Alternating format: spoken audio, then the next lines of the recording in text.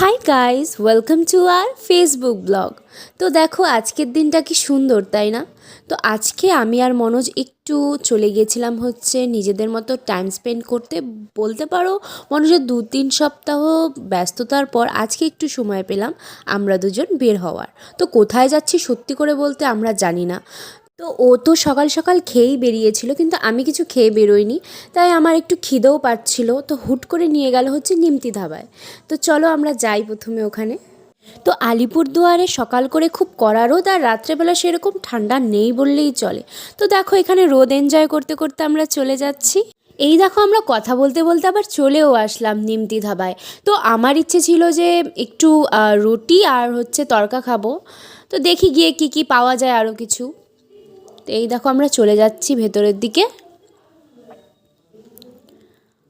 তো ভেতরে গিয়ে আমরা টেবিলে বসে পড়লাম। তো এখানে দেখো খাবার অর্ডার করে আমরা বসে আছি, কখন খাবার আসবে। প্রচণ্ড খিদে পাচ্ছিল আমার। আর এটাই আমাদের দুপুরের লাঞ্চ। এখানেও এসে মোবাইল নিয়ে খুঁটখুট করছে, খেলা দেখছিল। তো বাড়িতেও তাই করে। তা আমি একটু হাই করে দিতে বললাম ওকে। এই তো থালাতে পড়লো দুটো দুটো করে রুটি, আর আমাদের খাবারও চলে আসলো সব কিছু। তো আমরা একটা স্পেশাল অর্ডার করেছিলাম, সেটা হচ্ছে মশালা পনির। এই দেখো একটা পেঁয়াজও পড়ে গেল, আর ওখানে জল দিয়েছিল হচ্ছে আচার, পেঁয়াজ, লঙ্কা, আর একটা ওই সর্ষে দিয়ে একটা চাটনির মতো ছিল। সেটা আমি বলতে পারবো না কিসের চাটনি। খুব টেস্ট ছিল, ওটা দিয়ে আমি বেশিরভাগ রুটিটা খেয়েছি। এই তো আমাদের চলে আসলো হচ্ছে ডিম তড়কা। ডিম তড়কাটা সেরকম একটা অ্যাভারেজ ছিল, সেরকম একটা ভালোও ছিল না, খারাপও ছিল না।